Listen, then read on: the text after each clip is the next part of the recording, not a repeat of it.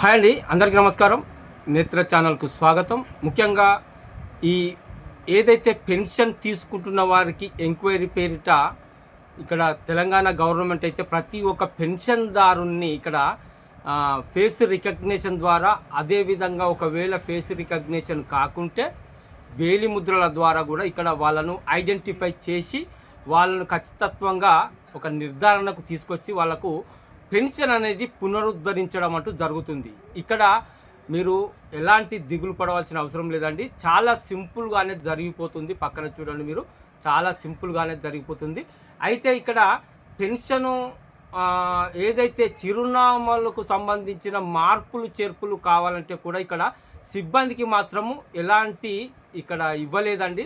ఖచ్చితంగా మీకు head office అంటే మున్సిపాలిటీ ఆఫీస్కు పోయి మాత్రమే మీకు ఏదైనా మార్పులు చేర్పులు చేసుకోవడానికి అవకాశం అయితే ఈ ఫేస్ రికగ్నిషన్ ద్వారా ఎవరైతే సిబ్బందిని పంపించి వాళ్ళకు సంబంధించిన పెన్షన్ లబ్ధిదారుని ఎంక్వైరీ చేయడానికి వాళ్ళకు ఇచ్చారు. కానీ ఎలాంటి చిరునామాలు మార్చడానికి వాళ్ళకైతే అధికారాలు అయితే ఇవ్వలేదండి. అది మీరు అర్థం చేసుకోండి.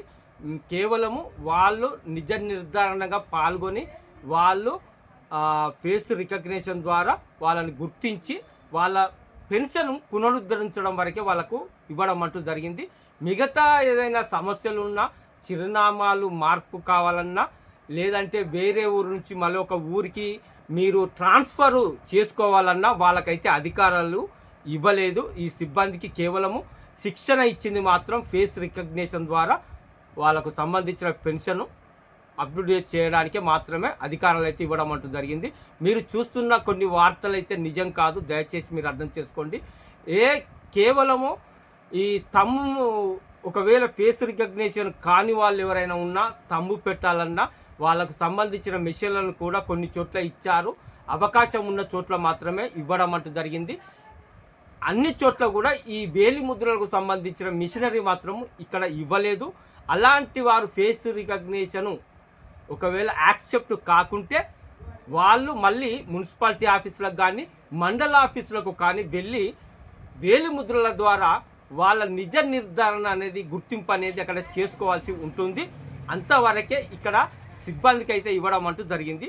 ఇది చాలా సింపుల్గా చేసుకొని వచ్చే ప్రక్రియ.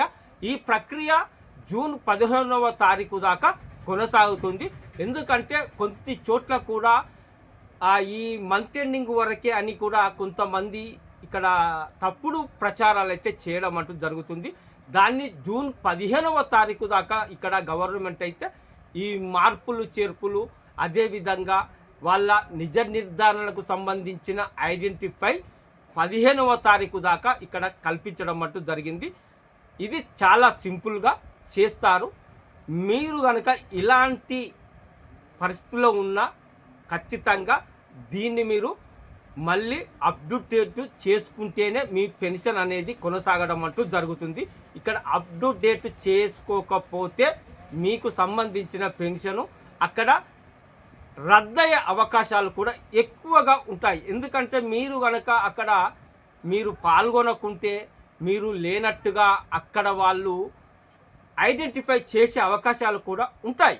అందుకోసమే ఖచ్చితంగా మీరు పెన్షన్ తీసుకుంటున్న వారైతే ఖచ్చితంగా మీరు పాల్గొనాల్సిందే. పాల్గొని మీకు సంబంధించిన ఆ పెన్షన్ అనేది అప్ టు డేట్ చేసుకొని మళ్ళీ కొనసాగే విధంగా మీ పెన్షన్ పునరుద్ధరించే అవకాశాన్ని కల్పించడం అంటూ జరిగింది. ఇది కేవలము కొంతమంది చనిపోయిన వారు ఎవరైతే ఉన్నారో వాళ్లకు సంబంధించిన పెన్షన్ రద్దు చేసుకోకుండా కుటుంబ సభ్యులు అక్రమంగా తీసుకొని వాడుకుంటున్నారనే ఒక ఎలిగేషన్ వల్ల కాదండి. ఇది నిజంగా చాలా చోట్ల జరుగుతున్న విషయమే. అలాంటి పెన్షన్ ఇక్కడ మాఫీ చేయడానికి, రద్దు చేయడానికి మాత్రమే ఈ యొక్క గవర్నమెంట్ ఈ యొక్క ప్రాసెస్ని అయితే తీసుకొని రావడం అంటూ జరిగింది. ఓకే అండి, థ్యాంక్ యూ. ఏదన్నా మీకు ఇన్ఫర్మేషన్ కావాలంటే కింద మెసేజ్ రూపంలో తెలియచేయండి. అయితే ఒక రియల్ ఇన్ఫర్మేషన్ అయితే ఖచ్చితంగా మీకు అందిస్తాను. ఓకే, థ్యాంక్ యూ అండి.